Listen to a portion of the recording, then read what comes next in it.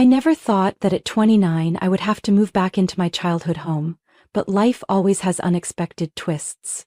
A year ago, I had a stable life in New York, working in a creative role I loved at a major advertising company.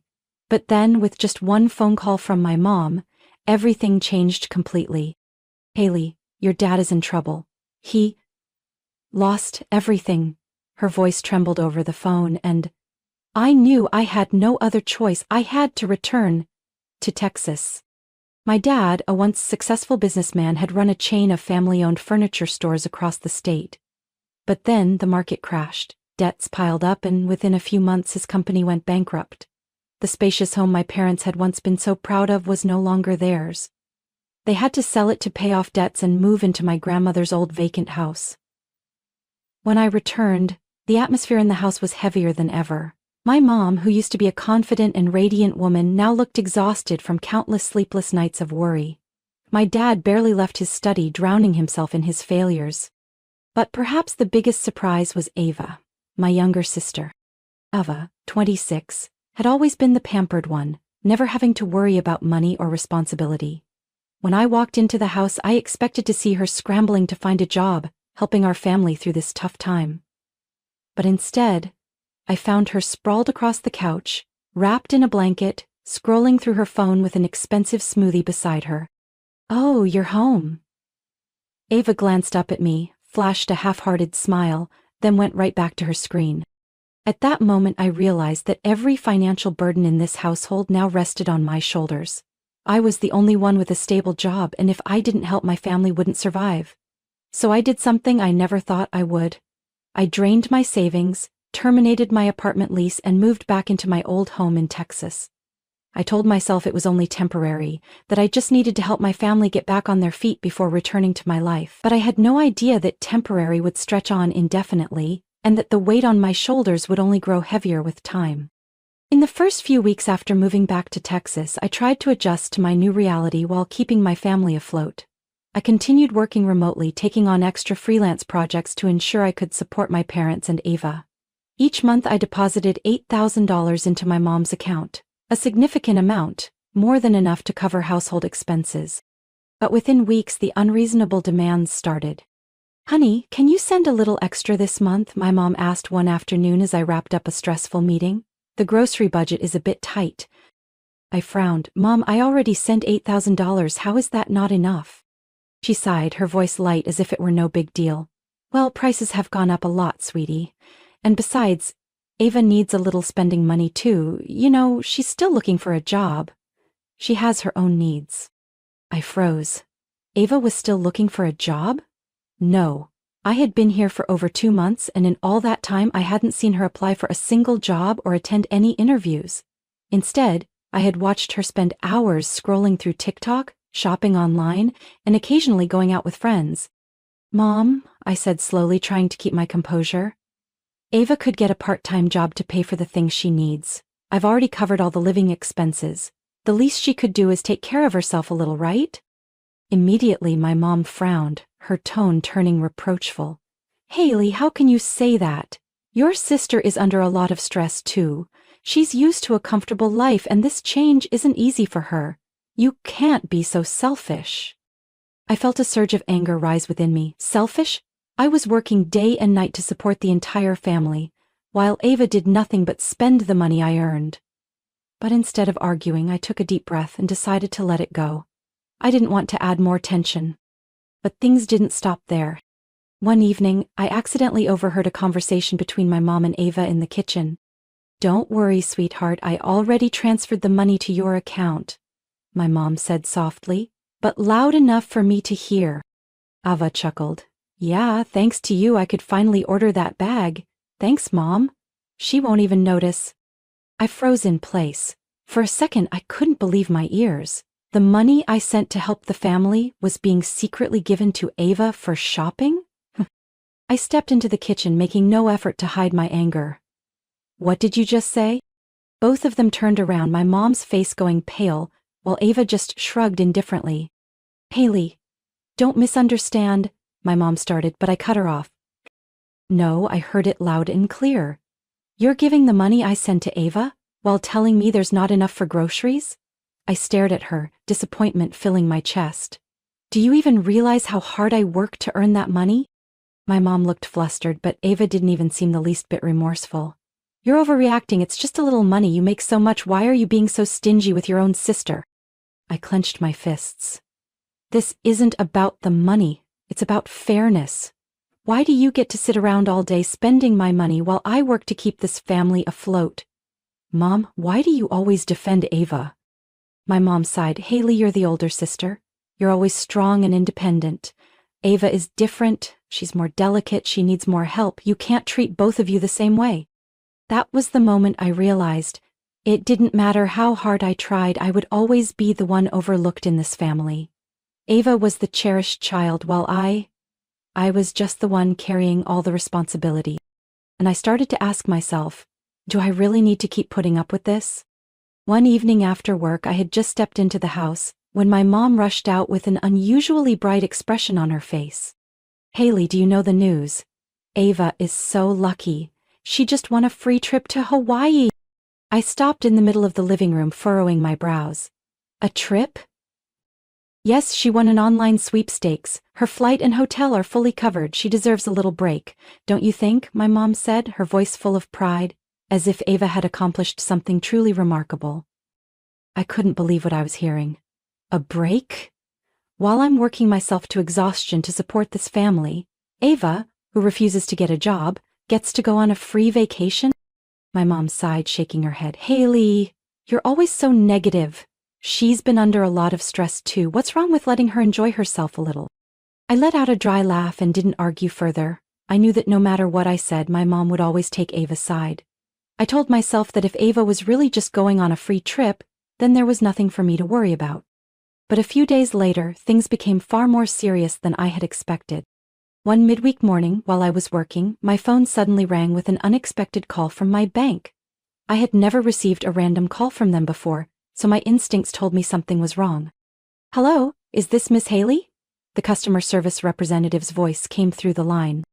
Yes, this is she.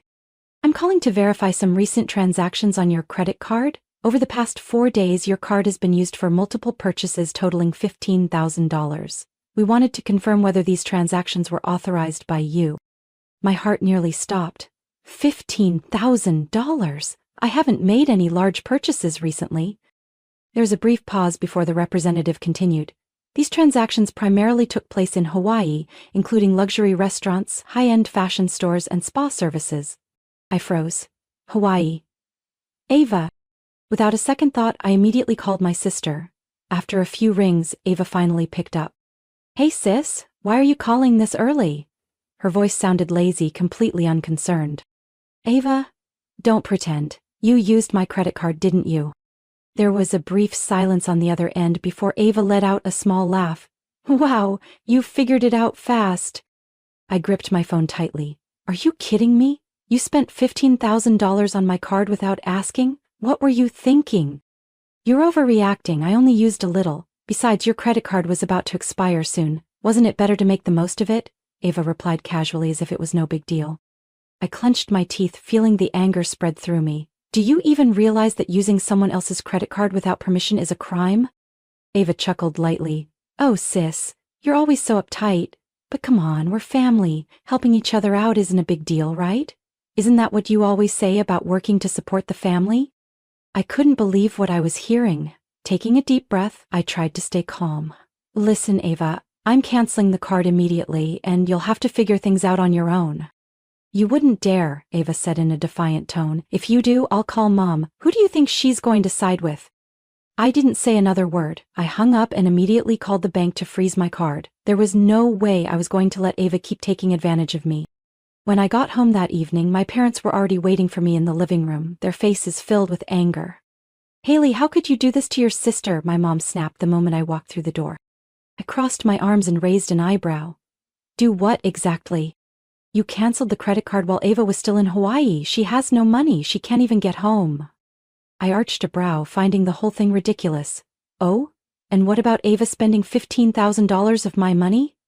That's not a problem to you?